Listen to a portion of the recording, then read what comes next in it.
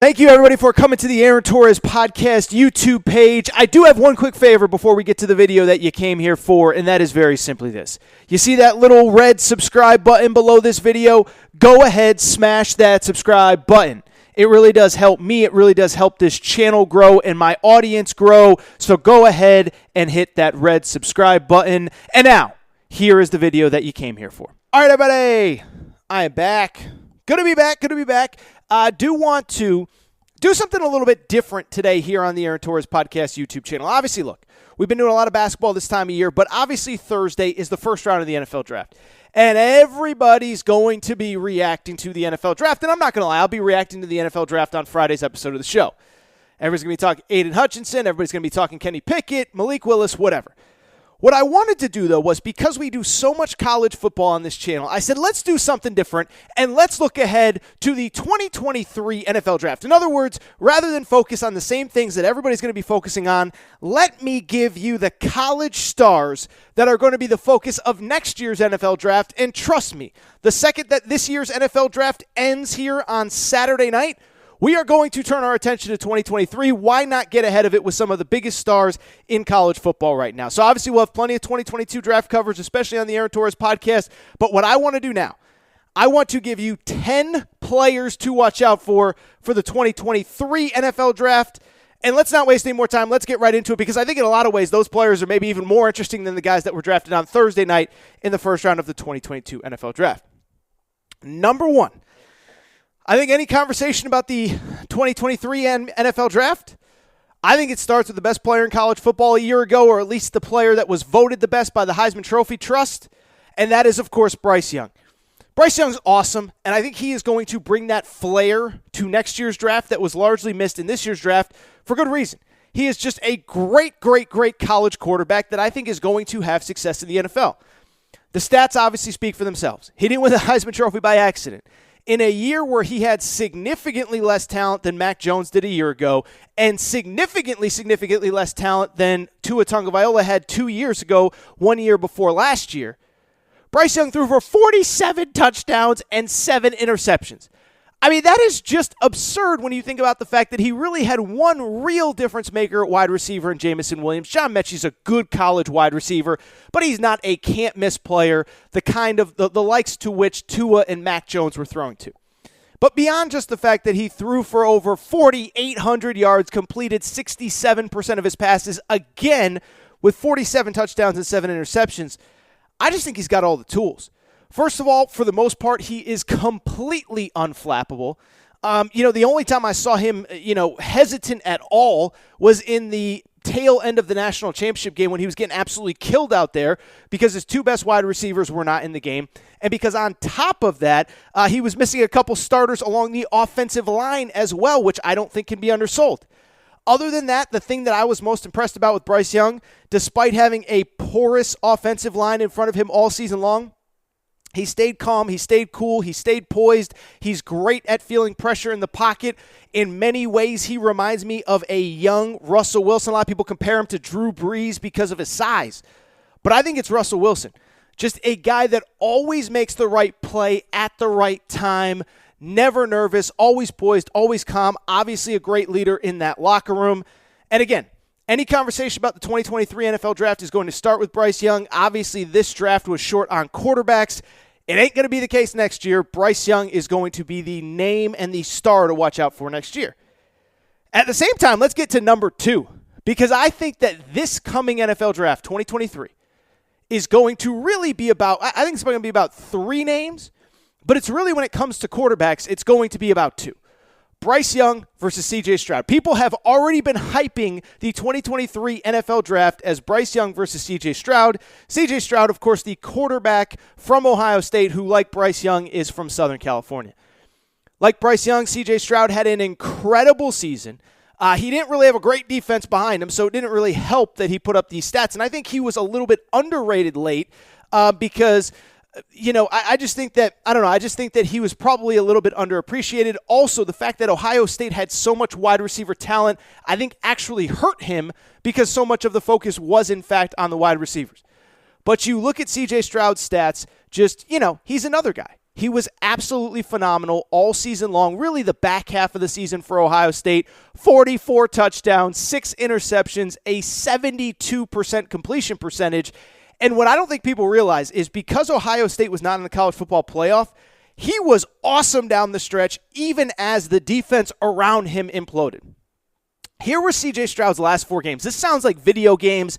You can't even make this stuff up numbers. 31 of 38 against Purdue.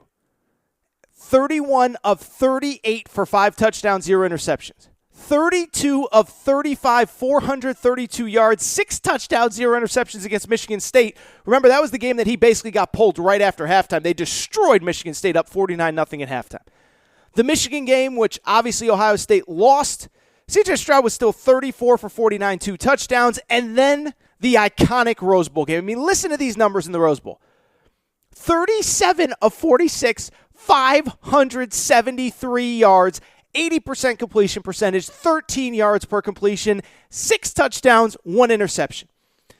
I'm not great at math, but the final 4 games, he had a 19-1 touchdown to interception ratio. Again, 31 of 38 against Purdue, 32 of 35 against Michigan State, 34 of 49 against Michigan, and 37 of 46 against Utah.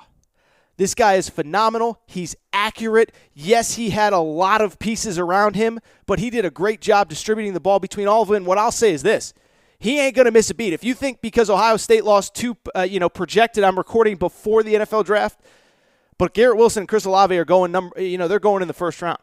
But if you think because he lost Chris Olave and Garrett Wilson, he's missing a beat, you clearly did not watch that Rose Bowl where Jackson Smith and Jigba blew up, where Marvin Harrison became a household name. Marvin Harrison Jr., of course, the son of the Indianapolis Colts legend. And, of course, Emeka Egbuka, who was the number 1 wide receiver in the high school class of 2022. Ohio State is not going to miss a beat. They're still going to be awesome. Travion Henderson at running back. The defense has to get better for Ohio State to win a national championship. But C.J. Stroud is going to be in the Heisman mix, and it's going to be about him and Bryce Young all season long. Let's keep this going. I just mentioned the name of number 3, and in a sport that increasingly produces wide receiver after wide receiver after wide receiver, Jackson Smith and Jigba is about as good as any that I can remember in college football. And if you want to know how good Jackson Smith and Jigba is, he obviously played at Ohio State. Just know this. Garrett Wilson and Chris Olave, again, I'm recording before the NFL draft on Thursday night. They are almost certainly going in the first round. Kirk Herbstreit did an interview with those 2 guys and Jackson Smith and Jigba, in which Kirk Herbstreit asked them, out of the 3, who is the best out of all 3 of you? And Garrett Wilson and Chris Olave did not even hesitate. They said, that guy over there, Jackson Smith and Jigba. So when you have 2 first-rounders that are like, oh yeah, that guy is the best one out of all of us, that speaks to how incredible that wide receiver room was, but also how good Jackson Smith and Jigba is. And if you can't remember, I mean, he put on really 2 of the great wide receiver performances in the history of college football last year. And again, with 2 first-rounders around him. Late in the season against Nebraska, Garrett Wilson was hurt. 15 catches, 240 yards against Nebraska. If you missed that game, he almost single-handedly beat Nebraska because Nebraska had Ohio State on the ropes, and Jackson Smith and Jigba, they just could not defend him. And then in the Rose Bowl, when Garrett Wilson and Chris Olave opted out, Jackson Smith and Jigba put on one of the greatest performances any position I've ever seen in the history of college football. 15 catches, 347 yards in that game. 15 catches, 347 yards, 3 touchdowns. And by the way, he was streaking in for another touchdown and got stripped. That is how good Jackson Smith and Jigba is. And I'll tell you this. I can't guarantee anything. Jackson Smith and Jigba is going top 5 next year. He just is. He's that good. And I think when people turn on the tape, they are going to be blown away by him. Cannot wait to see this guy going forward in college football this year. It's funny. I have a buddy who's I don't want to say he's an Ohio State fan, but he's close to the program. And it was about a month ago during March Madness. I just texted him. I said, I know it's March Madness. I can't wait for Jackson Smith and Jigba next year. Number 4 in terms of the top players in the 2023 NFL Draft. Well, this guy might be the best player in college football overall. And I said I think the 2023 draft is going to be about 3 guys, Bryce Young, C.J. Stroud, and it's going to be about Will Anderson. Obviously, the edge rusher from Alabama who put up just his stats were so stupid And Alabama fans were very not happy on the internet about him not getting an invite to New York. And when you hear them, there's good reason why. Last year, he led college football with 33.5 tackles for loss. 33.5 tackles for loss. Nobody else had more than 22. He had 33.5.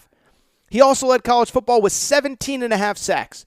For context, Aiden Hutchinson, the guy that everybody loved, was the greatest player that anybody's ever seen, finished second in the Heisman Trophy behind Bryce Young from Michigan.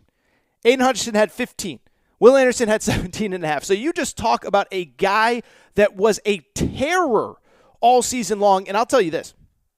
I truly believe, this is one of my preseason bowl predictions. I don't even think Will Anderson is going to New York for the Heisman Trophy. I think he's going to win the Heisman Trophy. He is going to be that much of a terror on defense. He is going to get that much publicity because he wasn't invited last year. 17.5 sacks, 33.5 tackles for loss. And if you need to know how good he is, all you had to do is watch the Alabama spring game. Nick Saban literally said, we're going to have to pull him out of this game because he's messing stuff up for our first-team offense. Like, we got to see stuff from our first-team offense. We can't see it because he's in this game. Finally, number 5, and then we'll rip through 6 through 10. Myles Murphy, defensive end from Clemson. And it was obviously a disappointing year at Clemson. Really, by Clemson standards, a disappointment. 10-3 overall. I think most programs in college football would take Clemson's disappointment. But it doesn't change the fact that things did not go well for Clemson. A lot of injuries, attrition, guys leaving the program. Obviously, the quarterback play wasn't good enough. Can't blame Myles Murphy, though, for Clemson's disappointment. Former 5-star. Obviously was a sophomore last year, had an incredible year for an otherwise disappointing team. 14 tackles for loss, 7 sacks. And I think what's important to note, really the guy that was supposed to play alongside him on the inside, Bryan Bresee, who I'm going to mention in a minute, he was out for most of this year. He got hurt early in the season. And so if that guy all of a sudden is taking up 2 or 3, two offensive players, 2 offensive linemen in the middle, all of a sudden, imagine how much better Myles Murphy could have been off the edge if he had the guy that was supposed to be next to him for most of the season, which he did not. So Myles Murphy is number 5. The top 5, really, that I think you need to know. Bryce Young, quarterback, Alabama. C.J. Stroud, quarterback, Alabama. Jackson Smith and Jigba, that wide receiver at Ohio State. Will Anderson, edge rusher from Alabama. Myles Murphy, a defensive end from Clemson. Couple other names I think you need to know. Keely Ringo, cornerback from Georgia, one of the few players that actually returns to Georgia next season. Nolan Smith, by the way, linebacker, will also be back as well. Georgia lost a ton of talent off that defense. They're going to be able to replace it. Keely Ringo, former 5-star, started at corner this year. He will be back. Speaking of corners, very curious how Eli Ricks looks at Alabama next year. Remember, Eli Ricks, of course, started his career at LSU. Former 5-star, started alongside Derek Stingley, who was a first-round pick on Thursday night, or he will be. Eli Ricks has since transferred to Alabama, and I think he's going to tear it up there. Speaking of Alabama, speaking of that defensive backfield, Jordan Battle, a safety, really good player all year. First-team All-SEC, All-American team, really good. He'll be back. I mentioned Bryan Bresee, defensive tackle from Clemson. Noah Sewell, I think, is a name to keep an eye out for. Linebacker from Oregon, was really good, 111 tackles this past season. Got a little bit lost in the shuffle because Oregon struggled late. They didn't struggle late, but they obviously lost their last 2 games. They lost to Utah. Well, they lost 2 of their last 3. Lost to Utah to end the regular season. Lost to Utah in the Pac-12 championship game. Mario Cristobal leaves. So you kind of forget about him. He was awesome. Also worth noting, Justin Flo, if he can stay healthy, could be a first-rounder next year. Bijan Robinson, I think the running back at Texas, will be interesting. There is much more talent around Bijan Robinson this year. Excited to see what Quinn Ewers can do. Excited to see also some of the wide receiver talent. They brought in Isaiah Nair, a wide receiver from Wyoming who blew up this past season, 11 touchdowns at Wyoming. They obviously have Xavier Worthy back. They're bringing in Ajayi Hall from Alabama. So a lot of talent around Bijan Robinson this year. And then finally, I think I've mentioned pretty much everybody, Paris Johnson from Ohio State, offensive tackle. If you enjoyed this video, do me a favor, make sure to subscribe to the Aaron Torres Podcast YouTube channel, especially as we get into the summer. We'll get back to more college football content, but make sure you're subscribed. Also, make sure to listen to the Aaron Torres Sports Podcast, which drops every Monday, Wednesday, and Friday.